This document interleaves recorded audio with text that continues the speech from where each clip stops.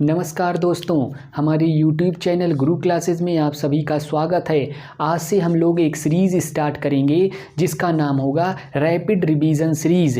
इस सीरीज़ में हम लोग हर क्लास में 5 क्वेश्चन देखेंगे। तो आइए हम लोग अपनी पहली सीरीज़ को स्टार्ट करते हैं। पहली सीरीज़ का पहला प्रश्न है, 15वें वित्त आयोग के अध्यक्ष कौन हैं? दूसरा प्रश्न है, जैन धर्म के संस्थापक कौन हैं? तीसरा प्रश्न है, मूल कर्तव्य किस अनुच्छेद में वर्णित है? चौथा प्रश्न है, बौद्ध वृक्ष कहाँ पर है? पांचवा प्रश्न है, बहरीन की मुद्रा कहाँ है? इस सीरीज़ को इस तरह से करना है कि एग्ज़ाम के समय हम लोग को पूरी सीरीज़ एक बार देख लें और हम लोग का 80 से 90% सभी इम्पॉर्टेंट क्वेश्चन हो जाएं। हम लोगों को कहीं और ना भटकना पड़े, बस यही इस सीरीज़ का एक उद्देश्य है। तो आइए हम लोग अपना पहला क्वेश्चन स्टार्ट करते हैं। 15वें वित्त आयोग के अध्यक्ष कौन है? वित्त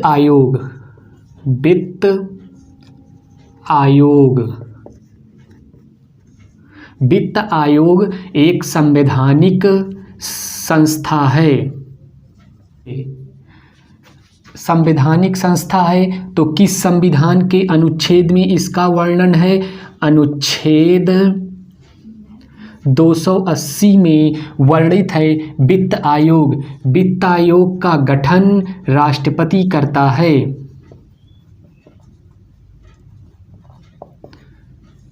वित्त आयोग के प्रथम अध्यक्ष हैं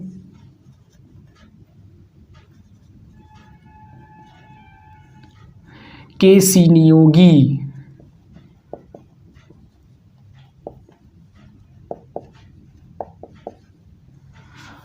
और 14वें अध्यक्ष हैं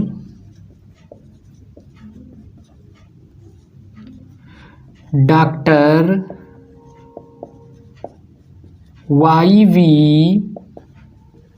रेड्डी। 15वें अध्यक्ष N.K. सिंह।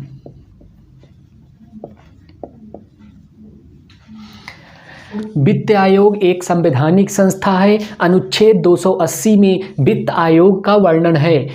वित्त आयोग का गठन राष्ट्रपति करता है। वित्त आयोग के प्रथम अध्यक्ष के.सी. नियोगी हैं। वित्त आयोग के 14वें अध्यक्ष डॉक्टर Y.V. रेड्डी हैं। वित्त आयोग के 15वें अध्यक्ष N.K. सिंह हैं। प्रश्न था 15वें वित्त आयोग के अध्यक्ष कौन है? N.K. सिंह। अगला क्वेश्चन हम लोग देखते हैं। अगला क्वेश्चन है हम लोगों का, जैन धर्म के संस्थापक कौन हैं? तो जैन धर्म के संस्थापक ऋषभ देव, इन्हीं का दूसरा नाम है आदिनाथ। ये प्रथम तीर्थंकर थे। जैन धर्म के प्रथम तीर्थंकर ऋषभ देव या आदिनाथ थे। ऋषभ देव, इनका जन्म अयोध्या में हुआ।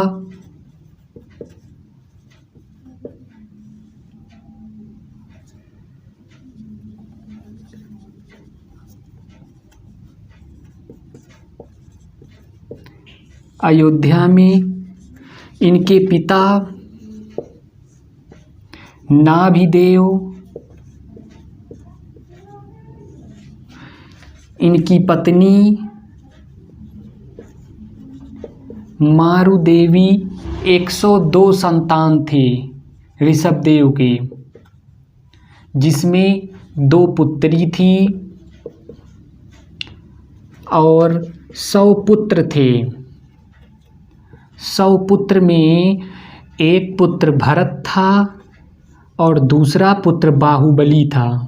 बाहुबली की एक मूर्ति जिसे हम लोग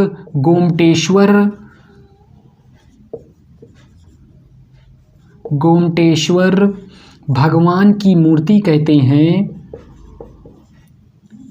कर्नाटक में है। जैन धर्म के दो तीर्थंकर का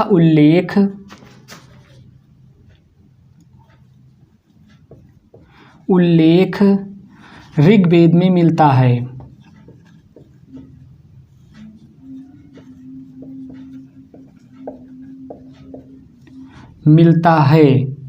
कौन कौन दो हैं? एक ऋषभदेव प्रथम हैं और 22वें अरिष्टनेमी।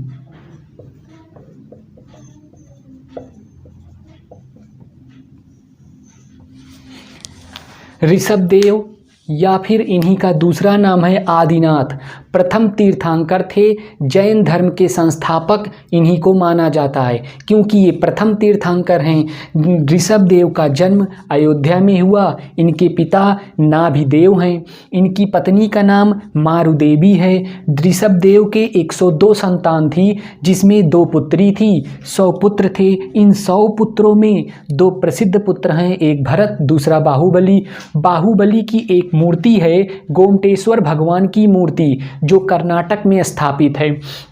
जैन धर्म के 2 तीर्थंकरों का उल्लेख ऋग्वेद में मिलता है। अब 2 तीर्थंकर कौन कौन थे? एक ऋषभदेव जो पहले तीर्थंकर हैं, और 22वें तीर्थंकर अरिष्टनेमी का उल्लेख ऋग्वेद में मिलता है। प्रश्न है जैन धर्म के संस्थापक कौन हैं?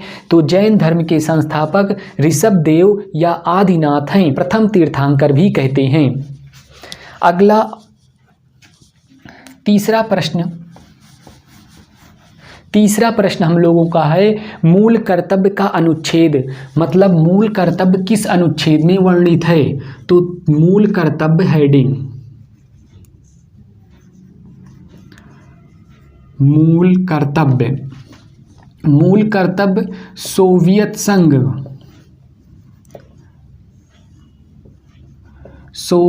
संघ, जिसे हम लोग इस समय रूस कहते हैं, उसी का पूर्व नाम सोवियत संघ है। भाग 4 में वर्णित है। भाग 4A में वर्णित है और अनुच्छेद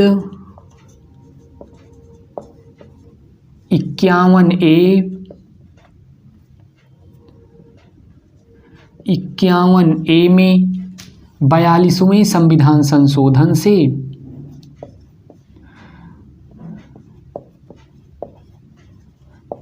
संविधान संशोधन द्वारा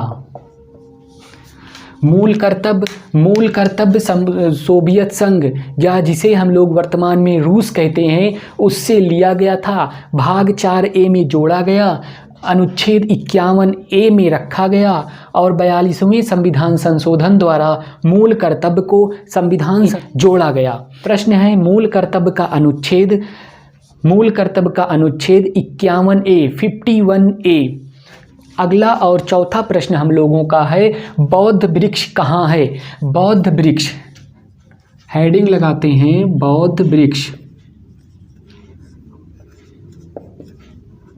बोध गया में है। सबसे पहले अशोक की पत्नी ने कटवाया। उसके बाद फिर बौद्ध वृक्ष को पुष्पमित्र शुंग ने कटवाया।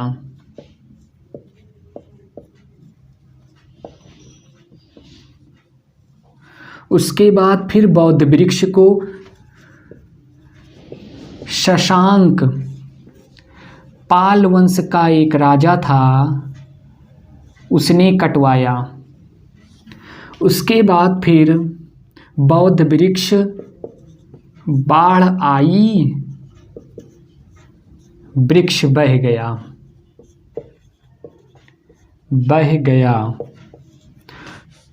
जो वर्तमान में आप लोग बोध गया में बौद्ध वृक्ष देखते हैं उसे अलेक्जेंडर कनिंघम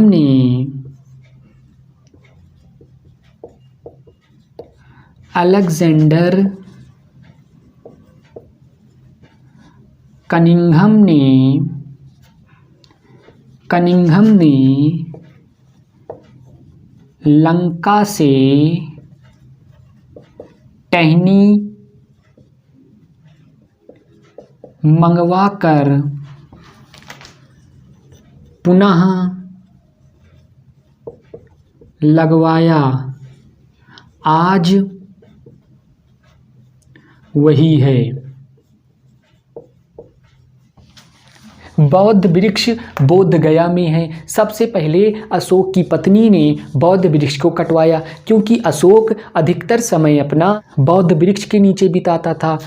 और दूसरी बार पुष्पमित्र शुंग ने कटवा दिया। तीसरी बार शशांक पाल वंश का एक राजा था, उसने कटवा दिया।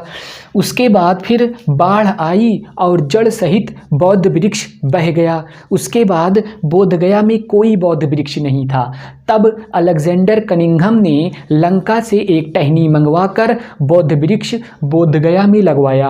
आज वही आप लोग जाएंगे तो यही जो अलेक्जेंडर कनिंघम द्वारा लगवाया गया बौद्ध वृक्ष था वही आप लोगों को मिलेगा। क्वेश्चन था हम लोग का बौद्ध वृक्ष है, मतलब बौद्ध वृक्ष कहाँ है? बौद्ध वृक्ष बोध गया में है। अगला क्वेश्चन होगा हम लोगों का, अगला क्वेश्चन होगा बहरीन की मुद्रा क्या है?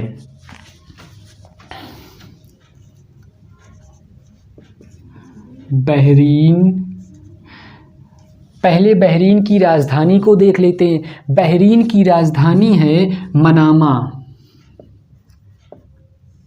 इसकी मुद्रा है दिनार।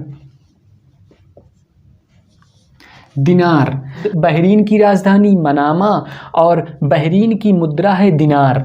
अब दिनार आ ही गया है तो दिनार कहाँ कहाँ की मुद्रा है हम लोग उसे भी इसी वक्त यहाँ देख लेते हैं।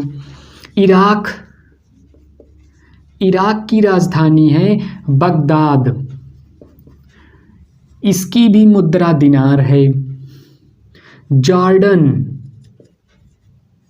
जॉर्डन की राजधानी है अम्मान। इसकी भी राजधानी दिनार, इसकी भी मुद्रा दिनार है। कुवैत, इसकी राजधानी है कुवैत सिटी।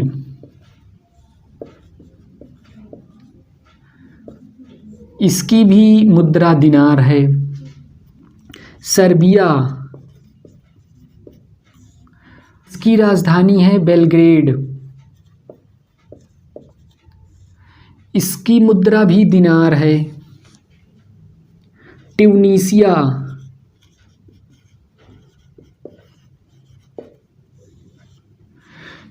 इसकी राजधानी ट्यूनिस। इसकी भी मुद्रा दिनार। लीबिया, इसकी राजधानी है त्रिपोली। इसकी भी मुद्रा दिनार। हम लोगों के पास क्वेश्चन एक था बहरीन की मुद्रा क्या है। इसे हम लोग सिर्फ इतना कह देते बहरीन की मुद्रा दिनार है, क्वेश्चन ख़त्म था। लेकिन यहाँ से कौन कौन से प्रश्न बन सकते हैं आगे भविष्य में, इतना ही बता के छोड़ दिया जाता बहरीन की मुद्रा क्या है, दिनार है, काम ख़त्म हो जाता। लेकिन आगे इससे संबंधित और कोई प्रश्न ना बने, इसीलिए ये सीरीज़ तैयार की गई है कि एक प्रश्न से कितने और प्रश्न बन सकते हैं उन सभी को यहीं ऑन द स्पॉट निपटा दिया जाए। तो बहरीन की मुद्रा क्या है? दिनार। बहरीन की राजधानी मनामा। बहरीन की राजधानी मनामा।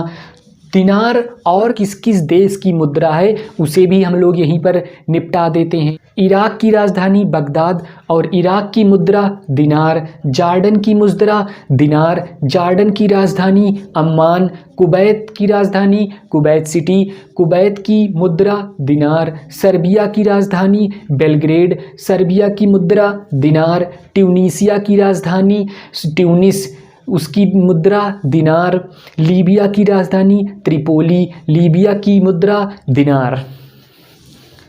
ये सेशन कैसा लगा? हमारी जो सीरीज़ स्टार्ट हुई है रैपिड रिवीजन सीरीज़ में पहला पार्ट जो था वो कैसा लगा, आप लोग कमेंट बॉक्स में ज़रूर बताएं। अगर आप लोगों की प्रतिक्रिया अच्छी रहेगी तो हम लोग अपने अगले पार्ट को भी और अधिक एनर्जी के साथ और अधिक कंटेंट के साथ आप लोगों के बीच उपस्थित होंगे। धन्यवाद।